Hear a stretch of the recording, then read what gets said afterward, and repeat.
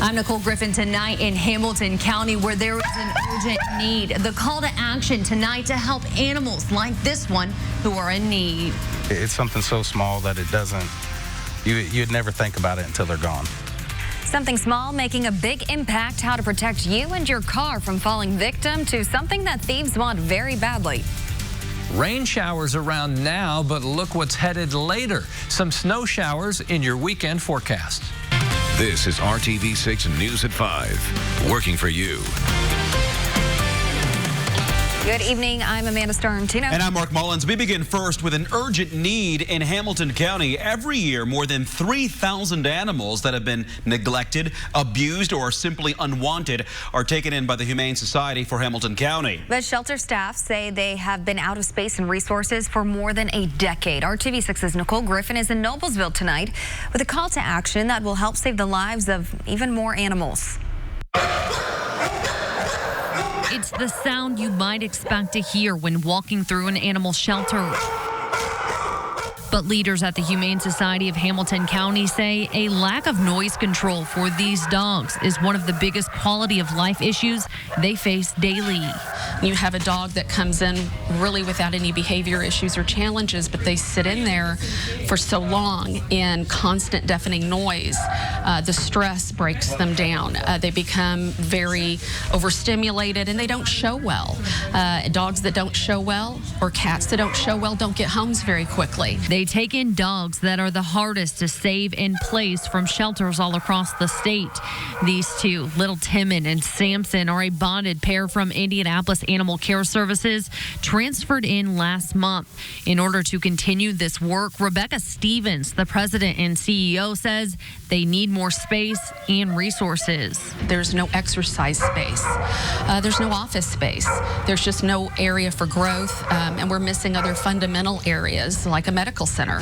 And we're really a MASH unit for animals without any place to triage them. Since moving into this facility here in 2006, there has never been adequate storage space, as you can see here, and there has not been a space to bathe the animals. This tub is where they bathe the dogs. To meet the growing needs in Hamilton County and beyond, they are building a state-of-the-art facility in Fishers at 106th and Hague Road. But in order to complete construction and move in, they need community support. This is truly going to be a brighter future, and we are really going to change the face of animal welfare for not just Hamilton County, but Indiana. They are close to meeting their $12 million goal for construction, but need donations for their $2 million operating endowment.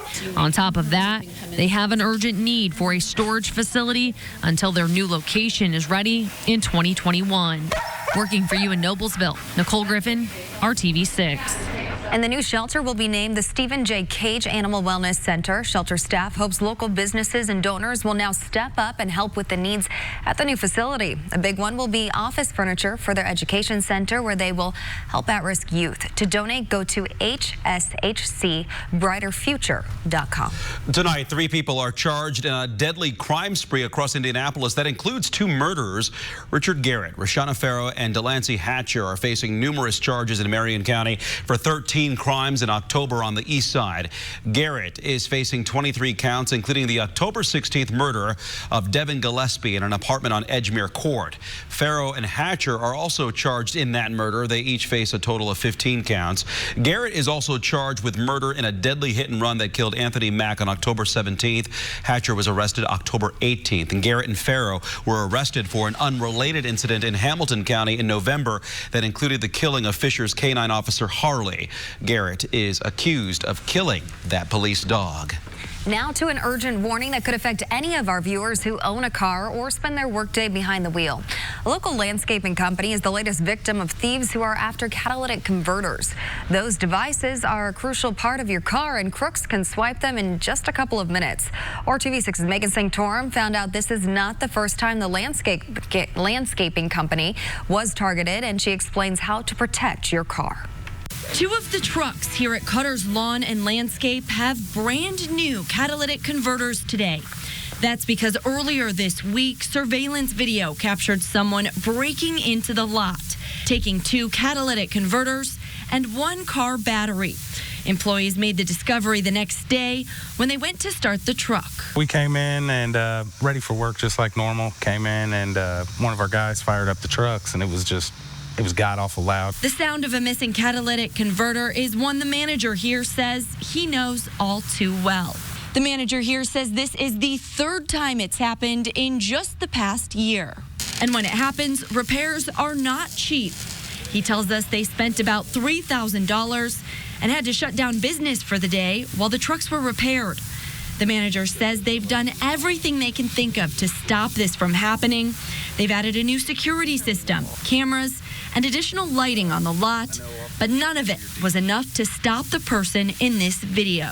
That's been the hardest thing for us is, you know, we see it, we look at the cameras, and all it does is frustrate us because we can see it happen, and we haven't figured out a way or haven't been able to stop it. To protect your car, experts recommend parking in well-lit areas and adding a security system to your car that can detect motion when you're not there.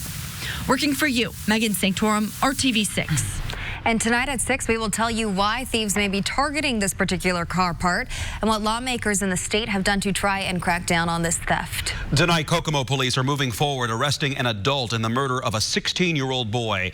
The victim was already at the hospital last night when police were called. James Gray Jr. of Kokomo died shortly after he arrived. Investigators are now in the process of getting a warrant to make an arrest. They've also detained a 15-year-old boy for robbery.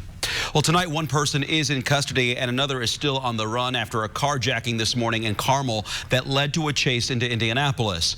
Carmel police say 2 people carjacked an SUV in their city, and investigators tracked it into Indianapolis through GPS. IMPD then picked up the case and chased the vehicle. We're told the suspects bailed at 27th and Paris near I-65. Police caught one and are still looking for the other. New information tonight about a story we brought to you yesterday at 5. We now have images of the people who police say vandalized a new sushi restaurant in Fortville. Do you know who these people are? The owner of Bonsai Fortville discovered the damage yesterday when arriving for work. Someone had thrown rocks at the windows and the door. The restaurant just opened on Main Street in November. If you have any information, call Fortville Police at 317-477-4400.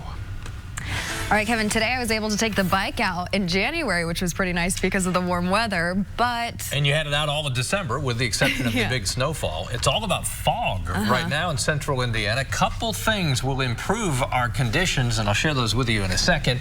That is I-74 and 465 in the Speedway area.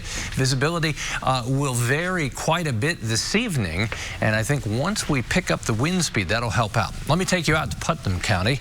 As you go west on I-70, visibility is actually improved here, but you see the fog there in the distance. Visibility's under a mile in spots, but Zionsville, for example, has improved greatly here in the last hour. 1.7 the visibility. It was under half a mile a little bit ago. Visibility up now also in Greencastle, but anywhere in the metro area you may find visibilities below a mile.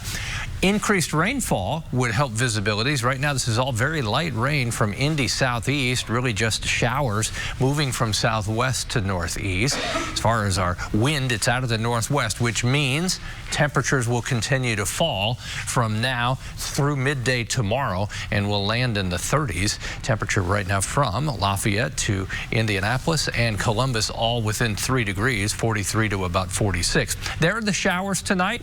Then during the day tomorrow, we'll talk about how we transition to some snow showers, but staying in the 40s this evening. And more flu-related deaths to report in Indiana as flu activity remains high and widespread throughout the state. The state health department today reported 9 deaths this season. That's 2 more than last week. 5 of the deaths are in people 65 and older, 1 age 50 to 64, and 3 are 25 to 49. And meanwhile, the Marion County Health Department is asking anyone with mild flu-like symptoms to seek treatment first from your primary care physician, community health center, or urgent care, and not a hospital hospital ER. ER visits for flu-like illnesses reached a 10-year high last week in Marion County.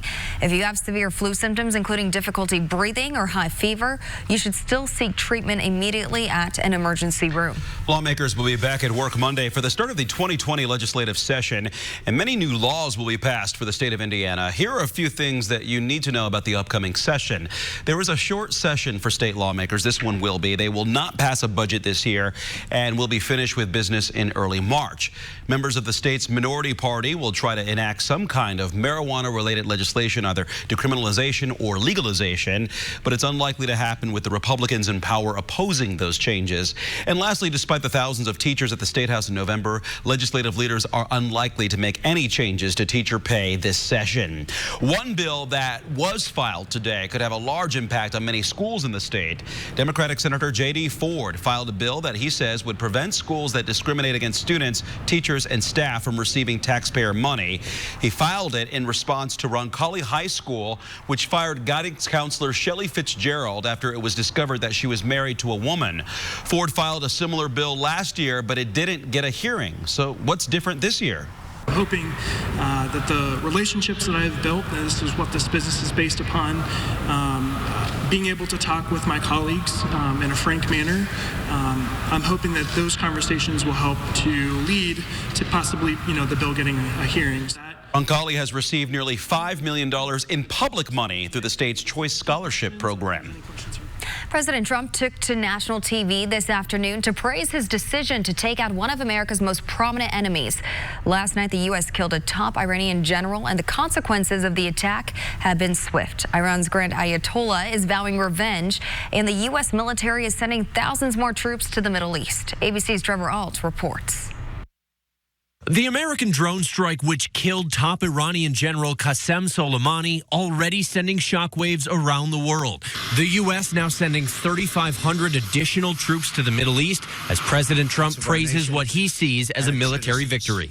Last night, at my direction, the United States military successfully executed a flawless precision strike that killed the #1 terrorist anywhere in the world. One U.S. official and a source familiar with the matter telling ABC Soleimani was planning a series of attacks across Lebanon, Iraq, and Syria. In Washington, the president's supporters lauding the swift action to strike.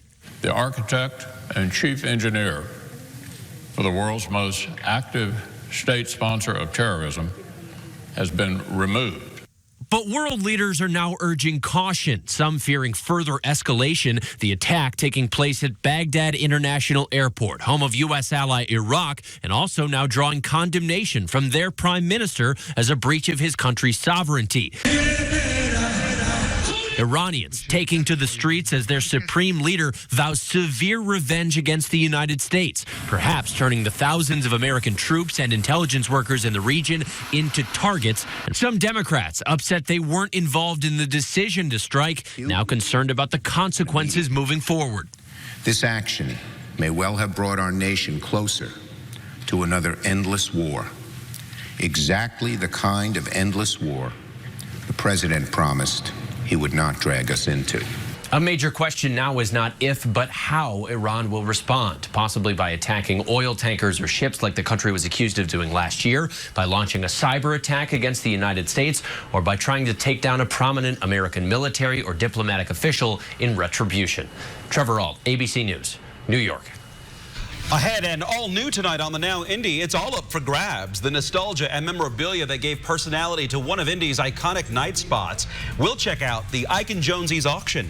But first, it wasn't the New Year's Eve one couple expected becoming parents of twins. Why figuring out when to celebrate their birthdays won't be such an easy decision. Glasses. Come get 2 pairs for $78.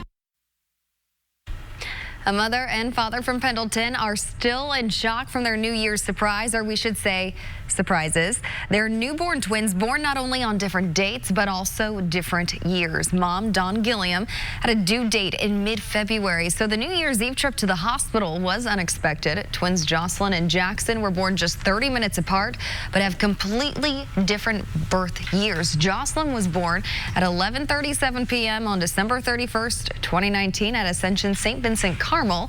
And her twin brother Jackson was born at 12:07 a.m. on January 1st, 2020. Their parents say both brother and sister are doing well, and right now Mom and Dad are just excited to bring their twins home and say they haven't even had a chance to think about how they will celebrate their birthdays just yet. I'm still shocked. Like every time we go to the NICU, I'm like, wow, there's two. But as far as birthdays and stuff, I'm sure us being women, or she's going to pick on him. But I'm not for sure. Yeah, I haven't thought that far ahead. Maybe at 21, that gives them a reason to party for 2 days in a row. Well, Dawn has a 10-year-old son from another marriage, and Dawn and Jason Tello already have a 5-year-old son together. The couple says they are planning on a wedding in the future. Well, from babies who are just days old to a woman who's celebrating more than a century here on Earth. On New Year's Day, a Johnson County woman celebrated her 107th birthday. RTV6's Rafael Sanchez reports on the matriarch and her secret to longevity. Ada Pearl Bergen Hogue is well known in the halls of Homeview of Franklin. I can walk around. Hi, Granny. Hi, Granny. Hi, Granny. Hi, Granny. So I take it you're Granny. I'm Granny. She's known as Granny or Aunt Pearl. Born in 1913, Woodrow Wilson was president. She's lived through 16 other presidents and more runnings of the Indianapolis 500. What does it mean to be 107? I'll be 107. And what does that mean? You're getting old. Over the decades, she loved making quilts of all colors. Here are just a few.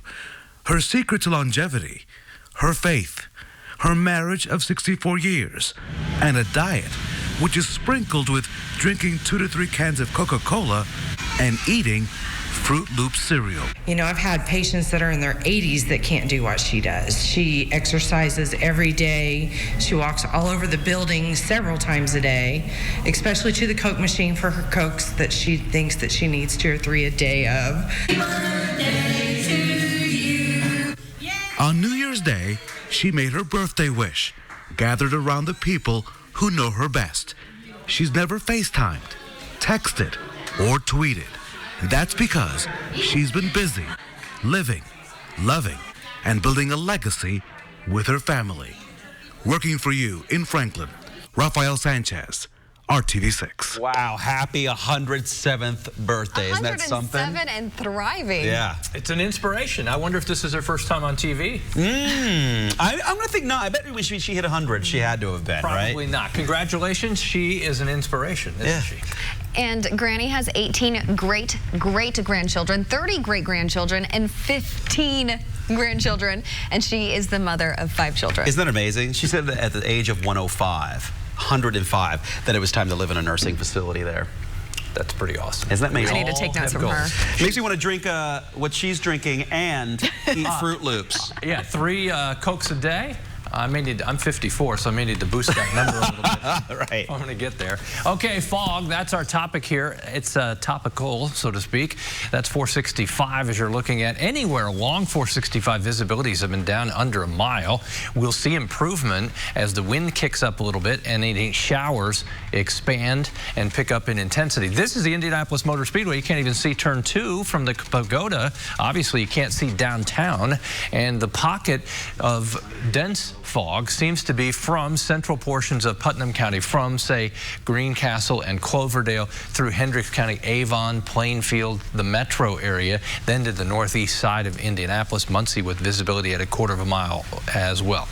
Take it slowly. Low beam headlights is the game plan. 42 in Greencastle, 40 in Crawfordsville. Our temperatures are falling and will continue to fall, and then spend the weekend, at least the first half of the weekend, in the 30s. We bounce back rather quickly. Knock, knock. Who's there? Doug and Mac. Hey, come on in, guys. They want to come in. Yeah, they're big boys. They're big boys. Where's Red Riding Hood? Looks like she didn't make it. Don, thank you. I get it now. I see. He's like, what is Mark talking about? All right. I see what's going on there. Perhaps down there. Don, thanks for sending in your picture. Sorry that we, messed it up a little bit. Chance for showers here through the evening hours, but it is rain shower activity until tomorrow. That is when we'll see a transition to some snow showers. You've got the mild side and the cold side of this weather system. Not expecting accumulating snow, but a dusting on grass maybe. Temperature above freezing, that's the main component to this, keeping streets wet. On Sunday, we snap back quickly. A change in wind direction from Saturday to Sunday will boost the temperature. As we go through the overnight, there are rain showers around. As we go through Saturday, a cold, strong northwest wind keeps our temperatures from moving much at all. On Sunday, temperatures, they'll start cool, but a strong southwest wind is going to take our high temperatures back into the mid-40s. Early next week, our temperatures will be right around the mid-40s, with temperatures peaking a week from today when we're back into the 50s. Everything so far this winter seems to be temporary, right? You get a quick blast of cold air, then it warms up. You get some snow, then we get rain, and so we have not settled into any distinct pattern yet. Oh, keep it guessing. Yeah. All right, thanks, Kevin. Still ahead, it's always special when a shelter pet finds its forever home. Why this pooch got the red carpet treatment today. Her incredible story still ahead. Airing Hoosiers only on RTV6. Here's a story sure to put a smile on your face to start the weekend. This 12-year-old girl deserved the red carpet treatment today. After spending more than half her life at a shelter in Marion, Sandy walked out today and into a brand new life with her forever home. Look at her. She spent more than 6 years at the Marion-Grant County Humane Society. Her new parents are Aaron and Carrie Rhodes, who are longtime supporters of the shelter and recently lost their family dog due to old age. Glad to see. Home. Yeah, in addition to the family. And look at the tail wag. She's a happy girl. girl. She's so happy, right? Good to see. Enjoy. All new at 6 p.m. here on RTV6. More complaints from local homeowners about a home warranty company. They say they paid for a policy only to have their claims denied. Working for you, we find out what's being done about it and talk to the company itself. But first on the Now Indy, it's last call for an iconic Indianapolis bar. Bud Ike and Jonesy's fun, nostalgic atmosphere will live on thanks to dozens of bidders. You're watching RTV6.